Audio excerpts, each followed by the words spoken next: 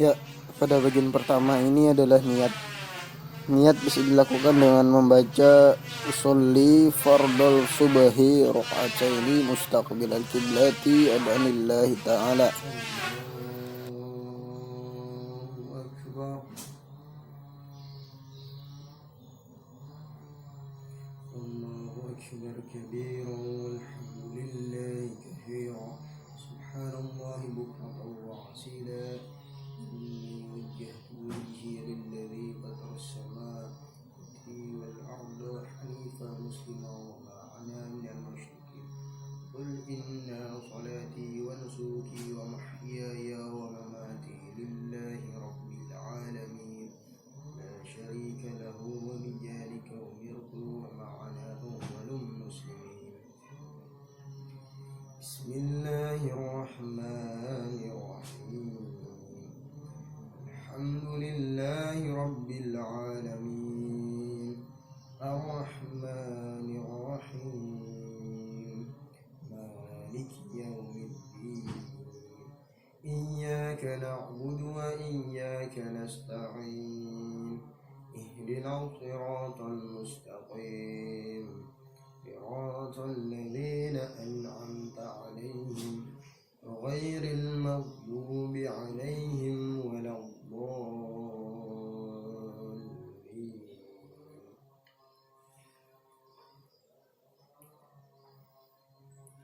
بسم الله الرحمن الرحيم قل هو الله أحد الله الصمد لم يلد ولم يولد ولم يكن له كفوا أحد الله أكبر سبحان ربي العظيم وبحمده سبحان ربي العظيم وبحمده سبحان ربي العظيم وبحمده سمع الله لمن ربنا لك الحمد الله أكبر سبحان ربي الأعلى وبحمده سبحان ربي الأعلى وبحمده سبحان ربي الأعلى وبحمده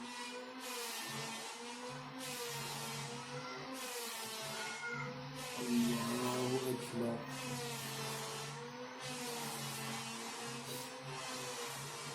رب اغفر لي وارحمني واجبرني وارفعني وارزقني واهدني وعافني وعافني الله أكبر سبحان ربي الأعلى وبحمده سبحان ربي الأعلى وبحمده سبحان ربي الأعلى وبحمده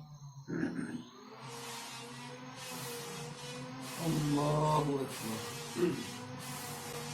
التحية المباركة الصلوات الطيبة لله السلام عليك أيها النبي ورحمة الله وبركاته السلام علينا وعلى عباد الله الصالحين أشهد أن لا إله إلا الله وأشهد أن محمدا رسول الله اللهم صل على سيدنا محمد وعلى آله سيدنا محمد كما صليت على سيدنا إبراهيم وعلى آل سيدنا إبراهيم وبارك على سيدنا وبارك على سيدنا محمد وعلى آل سيدنا محمد كما باركت على سيدنا إبراهيم وعلى آل سيدنا إبراهيم في العالمين إنك حميد.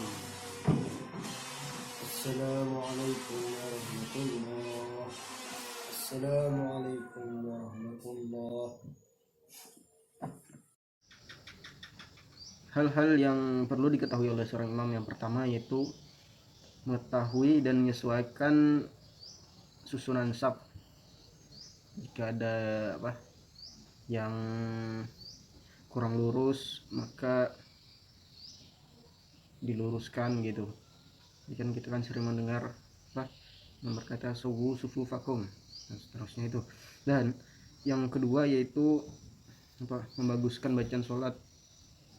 Jadi langkah baiknya seorang imam itu bacaannya bagus gitu, harokatnya dan sebagai macamnya. Misal apa hendaknya kita juga memilih surah yang pendek gitu, atau surah yang kita fasih saat membaca surah tersebut, supaya tidak terjadi kesalahan ketika kita membacanya.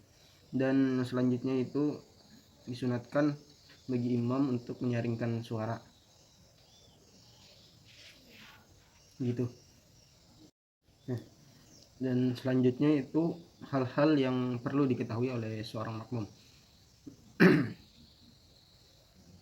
Nah, terdapat beberapa hal yang perlu kita ketahui ketika kita menjadi makmum. Yang pertama yaitu ketika menjadi makmum, semua kita diwajibkan untuk mengikuti imam dalam segala pekerjaan. Jadi kalau imam ruku, kita ruku dengan duluan gitu, imam baru ruku kita sudah sujud. Nah, itu salah. Selanjutnya itu ya seperti yang saya katakan tadi, tidak mendahului pekerjaan imam.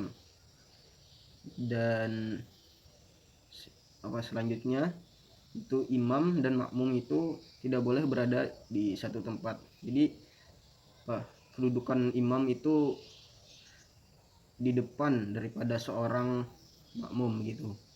Jadi jangan sampai posisi makmum itu lebih depan daripada seorang imam gitu. Dan yang terakhir itu sebagai seorang makmum kita harus mengetahui susunan yang baik dan benar, susunan makmum yang baik dan benar. Misalkan makmumnya cuma satu atau dua, atau ada perempuan ya, ada perempuan atau berjamaah banyak orangnya gitu. Jadi kita harus mengetahui susunan tersebut supaya tidak terjadi kesalahan ya gitu. Selanjutnya yaitu cara menjadi masbuk. Nah, masbuk itu sendiri adalah orang yang tertinggal rakaat dalam sholat berjamaah. Nah, adapun tata caranya sendiri, kalau di buku dijelaskan, apabila orang yang masbuk mendapat imam sebelum ruku atau sedang ruku, maka ia mendapatkan satu rakaat pada saat itu. Nah, jadi ketika imam itu masih dalam keadaan ruku atau masih belum ruku, jadi seorang yang masbuk itu mendapatkan rakaat yang imam lakukan itu. Jadi sama aja gitu, nggak perlu nambah. Nah, kalau sudah sudah terlewat dari ruku, itu biasanya nambah satu rakaat lagi si yang masbuk tadi. Nah, adapun tata caranya biasanya ya, yang saya ketahui bisa dengan menepuk bahu dari si imam, atau ya si imam yang orang yang masbuk tadi ikuti begitu. Jadi ditepuk, tapi jangan keras juga gitu. Nah, jadi begitu. Lalu setelah ditepuk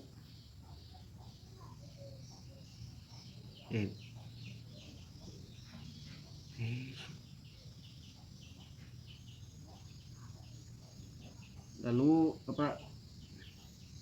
kalau misalkan imam itu keadaannya sedang ruku atau bukan sedang berdiri atau sudah tertinggal lumayan banyak, itu biasanya langsung kita, misalkan imam sujud, kita itu langsung sebagai makmum kita datang, kita takbir, lalu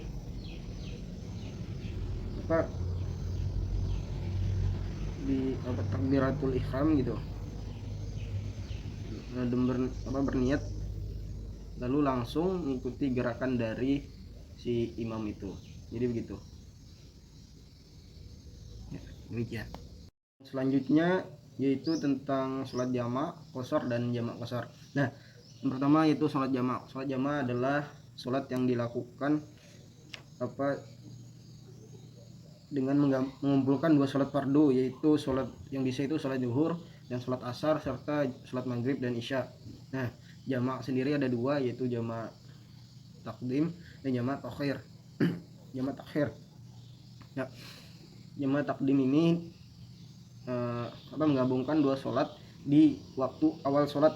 Jadi misalkan sholat zuhur sama asar, waktu pelaksanaan sholat jamak takdim ini di sholat zuhurnya, sedangkan jamak takhir itu di akhir waktu sholat, pada misalkan zuhur dan asar tadi di waktu sholat asarnya gitu.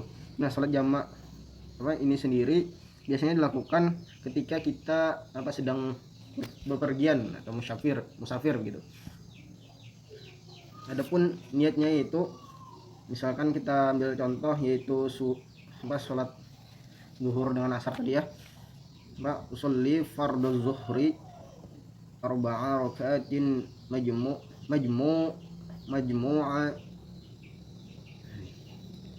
maaf saya ulang, usolli fardul zuhri arba'a rakaatin majmu'an bil asr jama'at taqdim. Misalkan kita sedang menjadi imam, itu kita pakai imaman, atau sedang jadi makmum itu imaman lillahi ta'ala gitu. Sama aja kalau jamak takhirnya itu tinggal diganti ya usolli fardhu zuhri arba'a raka'atin majmu'an bil asr jamak takhir imaman lillahi ta'ala. Jadi begitu. Nah, dan selanjutnya yaitu qashar. Sholat qashar itu dilaksanakan dengan memendekkan atau meringkas sholat fardu. Dan yang harusnya 4 rakaat itu menjadi 2 rakaat. Itu misalkan sholat zuhur, asar, sama sholat isya. Adapun niatnya yaitu sholli fardul asri raka'ataini qasran lillahi ta'ala. Jadi gitu. Nah, adapun kalau untuk sholat yang 3 rakaat kayak maghrib itu tidak boleh di qashar, sama seperti sholat subuh gitu juga. Dan yang selanjutnya itu sholat jamak qashar. Nah, tadi kan kita menjamak sholat di sholat zuhur sama asar tadi kita jamak gitu kan.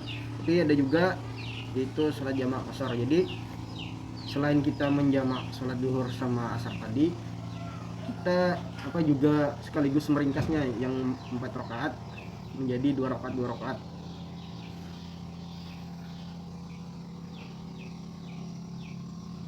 Nah, kalau untuk praktiknya sama aja, mirip gitu, seperti sholat jamak takdim dan jamak takhir, akan tetapi rakaatnya itu diperpendek jadi 2 rakaat. Adapun niatnya itu sholli fardul zuhri raka'ataini majmu'an bil asr jamak takdim qashar imaman lillahi ta'ala. Itu kalau untuk sholat jamak qashar yang takdim. Sedangkan yang takhir itu tinggal diganti jamak takhir qashar imaman lillahi ta'ala. Jadi begitu. Ya, demikian saya kira cukup jelas. Assalamualaikum warahmatullahi wabarakatuh. Dan yang terakhir yaitu mengenai sujud. Macam-macam sujud, yaitu ada sujud tilawah atau sujud sajadah, sujud sahwi, dan sujud syukur. Yang akan kita bahas pertama yaitu sujud tilawah. Sujud tilawah ini bisa diartikan dengan sujud bacaan, karena sujud ini dilakukan yang menjadi penyebabnya yaitu mendengar ayat-ayat atau membacakan ayat-ayat sajadah yang ada dalam Al-Quran. Nah, adapun rukun sujud tilawah jika dilaksanakan di luar waktu sholat yaitu sebagai berikut. Yang pertama adalah niat, yang kedua yaitu takbiratul ihram, dan yang ketiga yaitu melaksanakan sujud dengan bacaan sajada wajhiya lilladzi khalaqus, yaitu sujud dengan bacaan sajada wajhiya lilladzi khalaqahu wa sawwarahu wa syaqqa sam'ahu wa basarahu bihaulihi wa quwwatihi fatabarakallahu ahsanul khaliqin. Yang artinya wajahku bersujud kepada penciptanya yang membentuknya, yang membentuk pendengaran dan penglihatan. Maha suci Allah sebaik-baik pencipta. Nah, jadi demikian untuk sujud tilawah. Kedua yaitu sujud sahwi. Sujud sahwi ini dilaksanakan apabila kita dalam sholat itu ada terjadi kesalahan, misalnya yaitu tertinggal tasawuf awal atau tertinggal membaca doa kunut dalam sholat itu, dan kelebihan rakaat, ruku, atau karena lupa atau sujud dikarenakan kita lupa gitu. Dan bisa juga dikarenakan kita ragu tentang jumlah rakaat yang telah kita kerjakan. Nah, adapun cara melaksanakannya yaitu apabila kita ingatnya itu sebelum salam, orang yang melakukan salat ketika maksudnya kita ingatnya sebelum salam itu, maka kita lakukan dengan melakukan sujud 2 kali sebagaimana sujud pada umumnya. Adapun bacaan sujud sahwi yaitu subhana man la yanamu wa la yashu, itu dibaca sebanyak 3 kali pada 2 kali salam sebelum kita pada 2 kali sujud, maksudnya sebelum melaksanakan salam gitu. Adapun artinya itu Maha suci Allah yang tidak tidur dan tidak pelupa. Ya, demikian untuk sujud sahwi. Terakhir yaitu sujud syukur. Sujud syukur ini bisa diartikan sebagai bentuk terima kasih karena mendapat nikmat atau terhindar dari suatu bencana atau musibah yang sedang terjadi gitu. Nah, adapun syarat-syarat sujud syukur ini, yang pertama yaitu berwudu, yang kedua yaitu berniat menghadap kiblat, yang ketiga yaitu berniat, adapun niatnya yaitu sengaja aku sujud syukur karena Allah Ta'ala, itu bisa di dalam hati saja gitu. Dan yang keempat yaitu takbiratul ihram, yang kelima bersujud gitu. Adapun bacanya yaitu alhamdulillahi rabbil alamin bi ni'mati tati musholihat, artinya segala puji bagi Allah, Tuhan seluruh sekalian alam, dengan nikmatnya yang menyempurnakan yang baik. Nah, dan sujud ini dilaksanakan sekali saja begitu. Adapun yang ketujuh yaitu yang keenam yaitu bertakbir seiring bangun dari sujud. Jadi di sujud kita ketika bangun itu bertakbir kayak sholat biasa aja lah itu. Dan yang terakhir yaitu mengucapkan salam, beri salam. Jadi demikian video saya rasa cukup jelas. Assalamualaikum warahmatullahi wabarakatuh.